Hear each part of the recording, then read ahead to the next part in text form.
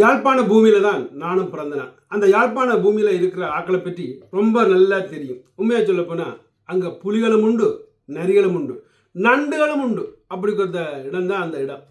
ஆனால் அதிகம் புலிகள் தான், அதில் மாற்று கருத்தும் இல்லை. அதாவது இந்த இவர் யாருன்னு உங்களுக்கு தெரியும். இப்போ கிட்டல ஒரு புதுசாக ஒரு ரேஞ்ச் ஓவர் இறக்கி தனது பேர்த்தைக்கு ஏதோ அதை இறக்கியிருக்கிறார். அவருக்கு 14 வருட கனவு. உண்மையாக நான் வீடியோ பார்த்தோன்னே அவர் வெளிநாட்டுக்கார்ட்ட காசுலாம் ஏதோ செய்கிறாங்களோன்னு யோசிச்சு நான் ஒரு மனதில் வேறு மாதிரி யோசித்தேன். இல்லை, உள்நாட்டிலே உழைச்சி உள்நாட்டிலே வாழ்றாங்க. சல்யூட், உண்மையாக சொல்ல சல்யூட். ஏன்னா இது ஒரு பெரிய ஒரு விஷயம். இதை இந்த பேக்கேடியல் இருக்குது. இந்த பேக்கேடியல்ன்றா யாரும் நீங்கள் பார்க்கணுமெண்டா, அதாவது பேக்கடிகளுக்கு ஒரு நாளும் வஞ்சாடுங்க. நான் அவர்களை எப்படி பார்க்குறேன்டா, காட்டுக்குள்ளே தெரிகிற அந்த சொறி பிடிச்ச நரிகள் தான். அந்த காட்டுக்குள்ளே சிங்கமோ புலியோ அந்த மான வேட்டையாடைகளை அதுவள் தின்னுட்டு போன மிச்சத்தை தூக்கி கொண்டு டிக்டாக்ல வச்சு தின்றதெல்லாம் இந்த பேக் ஐடியா. அப்போ அதுவளுக்கு நாங்கள் ஒரு நாளும் மரியாதை கொடுக்க தேவையில்லை. தம்பியாக தான் இருக்கு நீங்கள், தம்பி அவர்களே. அதாவது ஏன்னா நீங்கள் செய்தது ஒரு சிறப்பான விடயம். ஏன்னா அங்கே உழைச்சி அங்கே வாழ்ந்து, அதாவது பல பேக்கடியில் இவங்களை பற்றி போட்டது நானும் பார்த்தேன். அரா வட்டி கொடுக்குறேன், அரா வட்டிக்கு கொடுக்குறாருன்னா உண்மையாக வாங்க சொன்னது. அதை முதல்ல நான் யோசிக்கிறேன். ஏன் இந்த யூகேல இல்லாத அரா வட்டியா? யூகேல ஒரு வீடு கட்டுறது உண்மையாக சொல்ல போனால் ஒரு மனுஷன் ஒரு வாழ்க்கை ஃபுல்லாக கட்டி கொண்டு இருக்கணும் மாதம் மாதம். யூகே மட்டும் இல்லை, அது ஐரோப்பா ஃபுல்லாக அதான் நடந்துருக்கு. இது ஒரு பெரிய சூதாட்டம். அதாவது மக்கள்கிட்ட அப்படியே மடக்கி போடுறாங்க மக்களோட லைஃப். ஆனால் அது எங்களுக்கு புரியலை. என் ஊரில் ஒரு வீடு கட்டினா எங்களால் ஒரு வருஷத்துக்கு அந்த வீட்டை கட்டி முடிச்சு அந்த வீட்டுக்கு போயிருக்கலாம். ஆனால் இங்கே அப்படி இங்கே வாழ்க்கை பூராக கட்டி கொண்டு இருக்கணும். அதுதான் இங்கத்த சிஸ்டம். அப்போ இதுவும் ஒரு அநியாயம் தான் செய்கிறார்கள். ஸோ அதை விடுவோம். ஆனால் இப்போ இவற்றை கதைக்கே வருவோம். இன்றைக்கு சுண்ணாகத்தில் இப்படி ஒரு வாகனம் இந்த கொண்டைனாவில் இறக்கப்பட்டிருக்கு. உண்மையாக ஒரு அருமையான விடயம். அதே நான் சொல்கிறேன்டா, எனது சிறு வயதில், அதாவது என்ற நண்பர் மேலெல்லாம் இதை கேட்டிங்கலாம் தெரியும். அதாவது எங்கள் பக்கத்து வீடு, எனக்கு 2வது வீடு.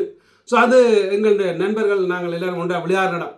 அந்த அவர்கள்ட்ட தகப்பனர் நாளைக்கு 84 நினைக்கிறேன், சவுதியில் டிரைவராக இருந்துட்டு அங்கே உழைச்சிட்டு இதே கொண்டேனாவில் அந்த காலத்தில் அங்கே வந்து இறங்கி பொருட்களை இறக்கிய நாங்கள் எல்லாம் நின்று வேடிக்கை பார்த்துனாங்க. இல்லைன்னு அது எங்களுக்கு ஒரு மகிழ்ச்சி. அது அவன் வீட்டுக்கு வந்த பொருட்கள் இல்லை, எங்கள்ட ஊருக்கு வந்த பொருட்கள். அதாவது எப்படி பார்க்கணுமெண்டா, அங்கே தான் நான் இது முதல் இந்த கைக்கு போகிற க்ளவுஸை கண்டு நான் உண்மையாக சொல்லுவேன். அதாவது இது சில பேர் அதை சொல்கிறதுக்கு வெக்கப்படுங்க. அதாவது ஒரு காட்டுக்கு போய் கமராமேன் ஃபோட்டோ அடித்தா காட்டுவாசியில் லைனில் விட்டு அதில் உண்மையாக சொல்ல 10 காட்டுவாசியில் விட்டால் உண்மையாக 5 காட்டுவாலையே உடனே செத்து போச்சு. ஏன்னா இந்த பிளிச்சு அதான் மோமல் கண்டிருக்கு. ஸோ அந்த பிளிச்சுன்றது வெளிச்சத்தை. ஸோ அதே மாதிரி தான் அங்கே தான் நான் ஹேண்ட் க்ளவுஸை பார்த்தேன். அங்கே தான் முதல் அதாவது அந்த வீட்டில் 4 பொடிகள், நாங்கள் இஞ்சால 4 பேர். அப்போ ஒரே விளையாட்டு தான், போலி அடிக்கிற அப்படிலாம் விளையாடினாங்க. இப்போ அந்த வீடியோ பார்ப்பாங்க, அவங்களுக்கு தெரியும். அவங்க அந்த விட்டு தான் முதல் ஏசி அனுபவிச்சேன். ஏசின்றது என்னென்னா அங்கே அனுபவிச்சேன். ஸோ அப்படி பல விடயங்கள். டிவி அது அங்கே விட்டால் டிவியை முதல் இறக்கி கொண்டு வந்தார். ஸோ அப்படி அந்த காலத்தில் அது நடக்கல. ஒரு பெரிய ஒரு சம்பவம் நடந்துச்சு அந்த ஊரில். பக்கண்டு பார்த்தா விடிய காலமே அரவாசி ஆண்களை காணையில்.